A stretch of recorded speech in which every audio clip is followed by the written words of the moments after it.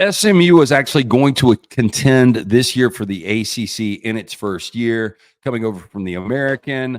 We are going through our 5 best over bets for team totals in 2024. Lance Taylor for YLose, where you can jump on. You get that daily package, $49, weekly $99, monthly $299. It's simple. Go to ylose.com/Lance, and you can get all the action right there. We're going to start. We got some Big Ten flavor. We got some SEC flavor. We got some ACC flavor. We will start first with Virginia Tech.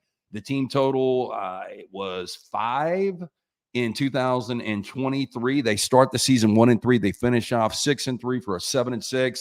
Easily gets over the 5. This year, the total bumps up at 8.5.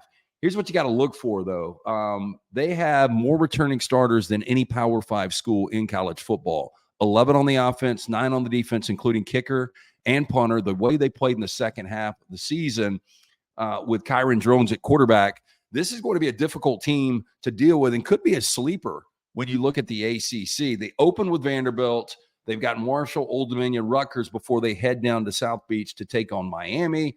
Then a date with Stanford, Boston College, Georgia Tech, Syracuse, Clemson, at Duke, Virginia. They're probably going to be favored in 6 of their first 7, maybe favored in 10 games total overall. Not only do they have the beneficial schedule with no Florida State, no Louisville, this is a team at over 8.5. I think it easily flies over. I think they're 10-2. So I am playing Virginia Tech over the 8.5. That's our first. We are going to stick in the ACC. Another team, Miami. Last year, their team total was 7.5. They didn't get there. They go 7-6.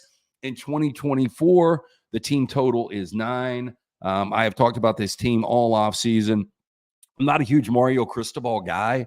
And when you look at Cristobal in his first couple of years, and he's got a lot of resources there, they're 12-13. Now, 4 of his 6 losses last year, 1 possession losses. And when you bring in Cam Ward, a guy that's got almost 14,000 career passing yards with 119 total touchdowns, combo him with Damian Martinez coming in from Oregon State, really physical running back.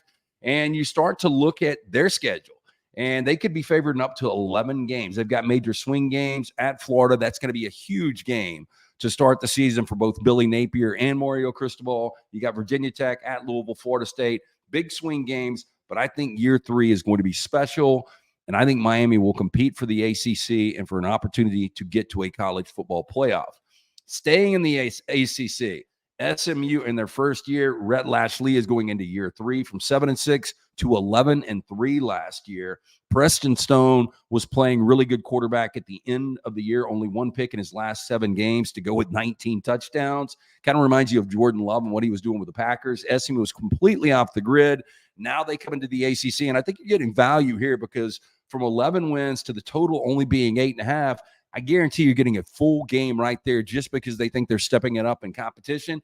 And they are, but, they still get the likes of BC, Stanford, an improved Georgia Tech team, Syracuse in year 1 under Fran Brown. I still think very, very beneficial schedule where I think SMU is going to win at least 10 games. So we're playing that over 8.5 right there for the SMU Mustangs. Now we go to the SEC, the Auburn Tigers. This is all about year 2 for Hugh Freeze. I think really good coaches, and I'm a big Hugh Freeze fan, make the adjustments and have a big jump from year 1 to year 2. And you just look at the history of Hugh Freeze. This is a guy that coached at Lambeth, 8 wins in his first year, 12 wins in his second year. Ole Miss goes from 7 to 8 wins. Liberty, 8 wins to 10 wins. No LSU, no Ole Miss. I think that spells for a really, really good, solid season. And Auburn could be one of these sleepers. You go back last year in the SEC, nobody saw Missouri coming. Missouri gets to 11 wins. I'm not going to say Auburn wins 11 games, but swing games everywhere. Oklahoma at home, at Missouri, at Kentucky, A&M. They've got 5 straight home games to open the season. They got to get it done in the month of September, but I do like the over 7.5. They're going to be favored in 8 or 9 games, but I think they're going to be better than advertised. The team total last year was 6.5. That was one of the worst beats. If you had a over 6.5 ticket for the Auburn Tigers last year, the way they lost to New Mexico State, the 4th and 31 against Alabama, brutal beats there. Auburn going 6-7. They're going to be much better this year. Year 2 for Hugh Freeze. I like Auburn over the 7.5. And our final team total, the Nebraska Cornhuskers. So many 1-possession losses. In Matt Rule, I trust, much like Hugh Freeze in year 2. You go back, Temple 2 wins to 6 wins in year 2. Baylor 1 win to 7 wins in year 2. I think they're going to be favored in their first 7 games. Big swing game against Colorado early on. But the team total was 6 last year. They didn't get it. 5-7. Team total is 7.5.